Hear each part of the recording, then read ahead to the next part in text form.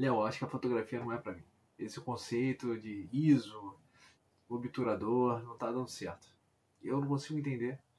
Eu acho que fotografia era só clicar, não é não? Que conceitos são esses? Eu não consigo entender. Esse tal de ISO que falam aí tá me assustando muito. Calma, eu sei que pode parecer estranho, mas vamos tentar resumir a informação que tanto falam por aí de uma forma simplificada. Cada equipamento tem a sua sensibilidade à luz, que é basicamente o nosso material de trabalho. A foto, basicamente, a fotografia, é uma representação da luz. A gente recebe essa luz, a luz passa pela lente, é captada pelo sensor da câmera e esse sensor, então, consegue traduzir, memorizar, ou seja, armazenar essa informação em formato de uma fotografia. Hoje digital, mas no passado analógico em filmes. Então lá atrás já existia também o ISO. Isso não é uma novidade de agora. A diferença é que essa sensibilidade era dada nos filmes. Então você comprava um filme com a sensibilidade 200, você comprava um filme com o ISO 100, um filme com o ISO 400. Cada filme desse tinha uma determinada sensibilidade à luz. Diferente dos sensores de hoje, que entendem esses sinais, né? Entendem essa luz de forma digital, claro.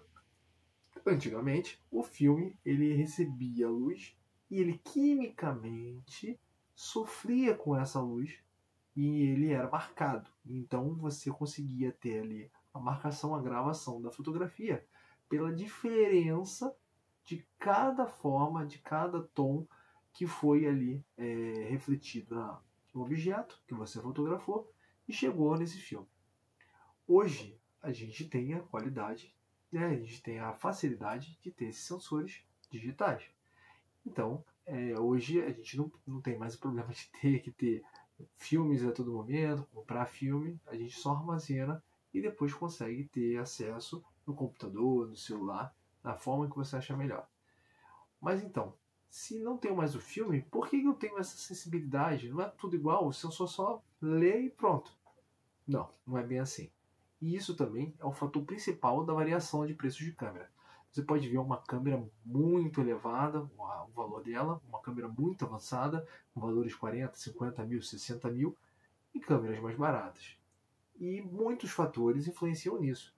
Mas um dos fatores principais é a capacidade dos sensores dessa câmera de entender a luz e de absorver essa informação.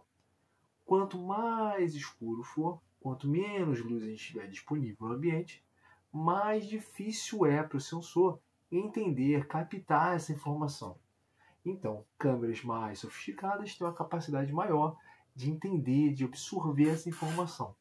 Essas câmeras elas têm uma capacidade de ter uma sensibilidade maior, que é basicamente o ISO. Essas câmeras, quando a gente configura para ISOs altos, elas ficam configuradas para uma alta sensibilidade à luz. Então, quando a gente configura o ISO para valores mais altos, a câmera fica predisposta a ser excitada pela luz de forma mais fácil. Então, ela fica preparada ali para, com pouca luz, com pequena interferência de luz, com pouco estímulo de luz, ela já reagir. Tudo bem. Então, eu não entendi. Se todas as câmeras de hoje em dia têm esse recurso de regular o ISO, por que tem então essa diferença tão grande de valores? Calma. Todas elas hoje vão ter sim uma variação de ISO, mas nem todas elas chegam aos mesmos valores. E mesmo que você tenha duas câmeras com o número da configuração do ISO igual, não quer dizer que elas tenham a mesma capacidade de lidar com essa luz. No geral, as câmeras mais caras elas têm mais capacidade de entender essa informação, de captar essa informação luminosa, mesmo em baixa luminosidade. Então você sobe o ISO, ou seja, você avisa para a câmera, para o sensor da câmera, se prepara, a gente está com pouca luz. Então fica bastante, é como se a gente dissesse para o sensor para que ele se prepare e ele fique mais sensível, porque a quantidade de luz é pouca. E quando isso acontece, você está forçando o sensor a entender sinais que são muito fracos. Se a sua câmera não tiver uma qualidade muito boa, o que vai acontecer é que nessa tentativa de captar esses sinais e como o sinal não é um sinal muito bom, porque a luz está baixa, você pode ter pequenas lacunas ali, pequenos pontos que não foram captados da forma correta, e isso vai gerando ruído na sua fotografia. Então, quando alguém fala assim, minha foto ficou cheia de ruído, isso, aquele chuviscado, cada um tem um jeito de falar, mas basicamente o ruído é aquela imprecisão. Você consegue ver na sua foto pequenas marcas de que o sensor não foi capaz de absorver toda a informação que estava ali. Às vezes, quando você sobe o ISO demais de uma câmera que não está preparada para isso, você vai ter mais imperfeições, mais pontos de interferência, digamos assim, mais pontos onde sua câmera não conseguiu ler e você então tem uma imagem com uma qualidade um pouco menor. E essa é a maior diferença. Câmeras no geral mais baratas ou mais simples vão ter uma capacidade de subir o ISO menor e também no geral, mesmo que tenha um número nominal ali de ISO maior, 24 mil, 56 mil, você não vai ter boas leituras, boas imagens nesses números. Você vai ter uma imagem boa ali até um ISO 2000, um ISO 4000, e acima disso a imagem já começa a ficar não aceitável, digamos assim, principalmente para um nível comercial. Então agora que você já sabe que o ISO basicamente é o quanto o sensor da sua câmera está predisposto a receber luz, quanto você avisou ali, deu essa informação para sua câmera de que a luz está baixa, que você tem pouca informação luminosa, porque esse sensor precisa se esforçar ao máximo. Então, basicamente, aumentar o ISO é excitar mais o sensor da câmera para receber informação. Só que, no geral, isso significa que você vai estar trabalhando no limite dele. E ele pode perder alguma informação no caminho e isso vai gerar ruído na sua imagem. Mas tudo tem seu tempo. Primeiro, ruído não quer dizer que sua imagem esteja perdida. Grandes fotógrafos e grandes publicações em jornal, grandes fotos históricas contêm ruído. Ruído faz parte da fotografia. E a gente vai falar mais para frente, a gente consegue mascarar esse ruído, reduzir esse ruído com pós-produção, ou seja, com edição, mas temos que trabalhar isso com bastante cuidado. Forçar demais, remover 100% do ISO, 100% do ruído da sua imagem, você pode estar entrando num campo pantanoso ali, onde você pode deixar a imagem sem nitidez, você pode deixar a imagem muito artificial e isso vai transmitir para o seu cliente ou para o seu público de forma geral que você forçou demais ali, a foto não vai ficar muito realista, ela não vai mostrar realmente a situação, vai parecer realmente que você forçou muito na edição. Então a gente tem que trabalhar com todas as ferramentas com cautela. Você vai entrar, vai fazer uma fotografia, vai fazer um evento que tem pouca luz, a gente vai negociar ali quem vai sofrer mais, o que a gente mexe, né?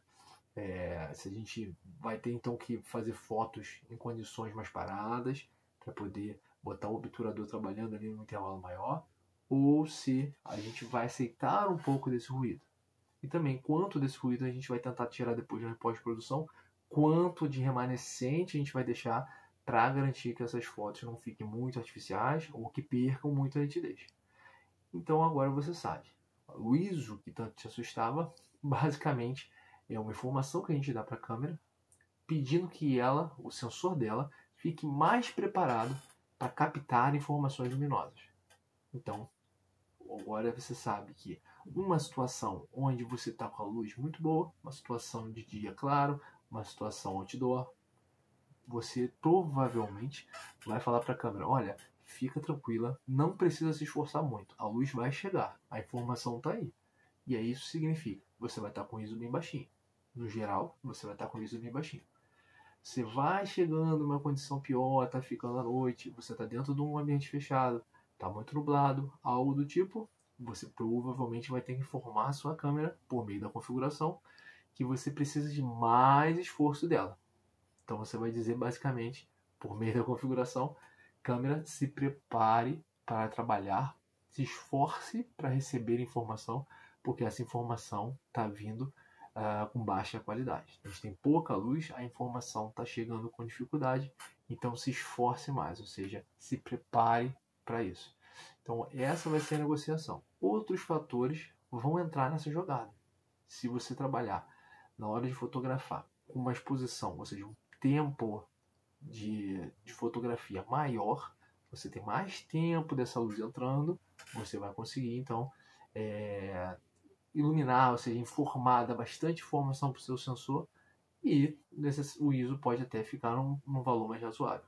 Se você tem necessidade de captar momentos de esporte principalmente, onde você tem uma certa velocidade ali de eventos, quando você tem um movimento acelerado, você dificilmente vai poder trabalhar com longa exposição. Então você vai precisar ter uma exposição bem curtinha. O obturador vai ter que estar configurado para abrir e fechar muito rápido.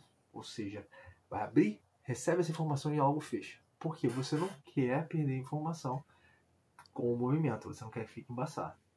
Mas isso é assunto na hora que a gente for falar de velocidade de obturador. Então, fique preparado para a próxima. E esses conceitos a gente vai desmistificando ponto a ponto. O que eu sugiro agora é que nesse módulo, nesse exercício agora, a gente já treine a nossa câmera como a gente vai fazer para variar o ISO e qual é a resposta que a gente tem na fotografia para cada variação de ISO. Então vamos fazer esse teste? Vamos pegar a câmera e fazer fotos com diferentes ISOs, mas com o mesmo modelo, para a gente conseguir ver a variação, inclusive quanto de ruído a gente está aumentando.